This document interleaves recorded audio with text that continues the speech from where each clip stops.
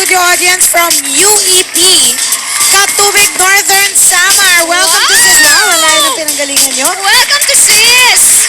Anyway, sa panahon natin ngayon, hindi na raw uso ang umakyat ng ligaw sa bahay. Naku. Kasi ang dami ng means of communication. May text, may chat, may email, may ano ba yung tawag sa isa? YM. Ano yung May YM? Ano yun? YM. YM. YM. Parang chat din yun eh. Yahoo Messenger. Parang Yahoo chat din Messenger siya ba eh. yan? Yahoo Messenger. Ayun, na Opo. minsan, doon na lang nagkakain laban. Nagkakain laban, doon na nanliligaw, doon na Kasi kahit di pa sinasagot. sila nakikita, Parang ganun. pwede, baka pwedeng mangyari. Pero anyway, Kayo ba, kaya nyo ba yung ganun? Posible bang mangyari sa inyo yung ma-in love kayo sa isang tao na ka-text nyo lang o ka-email o ka-chat nyo lang na hindi nyo pa nakikilala in person?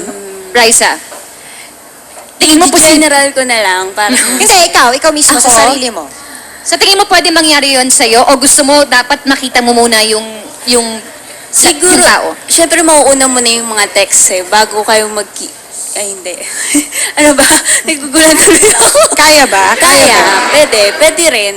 Pwede rin. Malay mo. Baka sweet Depende kasi kung- eh. Oo, Kasi masyado depende yun siyang sa sweet ano sa eh, text. yung... Pero depende po kung sakali man, example yung textmate talaga na naging textmate niya lang, doon niya lang nakilala sa text pa lang. Oo, yun, ganon. Yung ganun tipo, medyo siguro pinaka-highest level na nun na maganda talaga, yung friendship pa rin. Siguro hahanga ka dun sa tao kasi yung way niya mag-isip, way niyang mga ganun. Pero ikaw, personally, hindi mo kayang ma-in love through text lang. Hindi mo pa nakikita yung ka-text mate mo. Siguro posible lang po kung una, medyo nakakilala mo na pala siya, tapos saka kayo naging textmates. So parang ay, Marky, si ganito. Pero kung ang start, ay just text mates, hindi.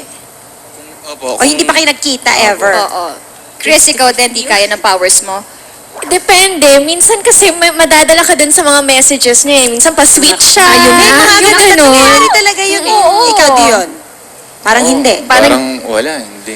Hindi mo type. Hindi. Siguro tama yung mga sinasabi nyo na in love. Eh, paano kung nakita nyo hindi nyo gusto? Paano yun? Physically. Pero hangang-hanga ka naman sa kanya pag-iisip at Yung mga ugali. Edi pag ganun, ako, sitwasyon ko, na in love ako.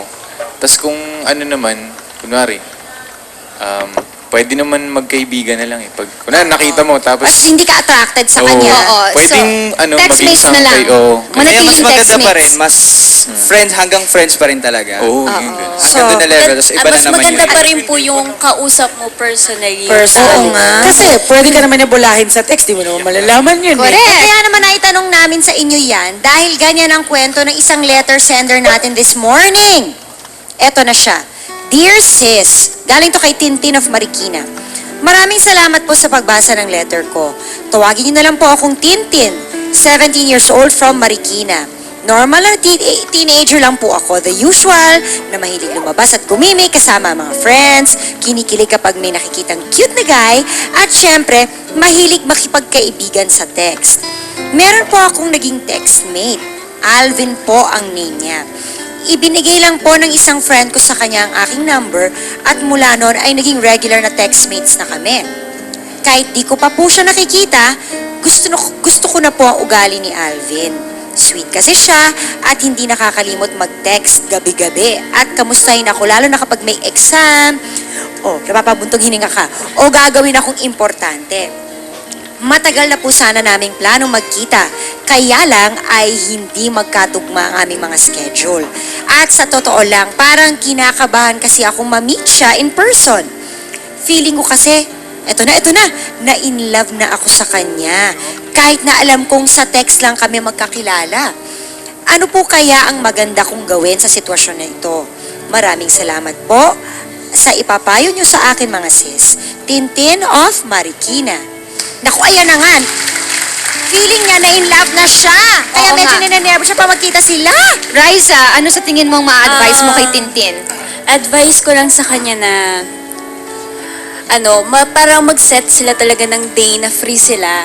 Kasi mahirap kasi manghula ng ugali, lalo na sa text eh. Oo nga, tapusin ang anticipation na ito. So, kailangan taparan na lang niya yung loob niya na makapagkita talaga. Makipagkita, para bandang huli, hindi siya masasaktan. Baka masaktan siya eh. Dahil lang sa text, in love siya. Tapos na-meet niya, tapos hindi pala ganon. Yung ugali yung ka-text niya. Oo. Sa bagay kasi pag text, bago ka sumagot, nakakapag-isip ka ng Correct. maiging Pwede kang maigi. mag-invento kasi sa text eh. Naman, Oo. Well, among other things, it's also very dangerous. Yes. Kasi marami na nanloloko Baka sa naman chat, mamaya. sa ano, baka mamaya. Babae pala itong ka-text Oo, niya. Oo. Hindi, meron Or ganun. kaya masamang tao. Or masamang tao, Diba? Kidnapper, mamamatay something. tao. Ganyan. Mag-ingat kayo. Anyway, eto na. Pero kahit hindi mo pa nakikita personally ang special na taong ito sa buhay mo, Tintin, ang mahalagay kakaibang ngiti ang naidudulot niya sa buhay mo. Kaya naman para sa'yo, aawitin ni Gerald Santos ang kantang Smile in Your Heart.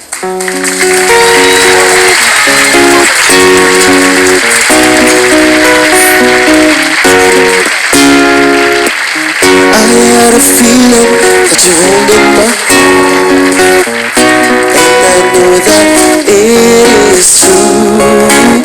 You wouldn't let it be broken apart, 'cause it's much too dear to you.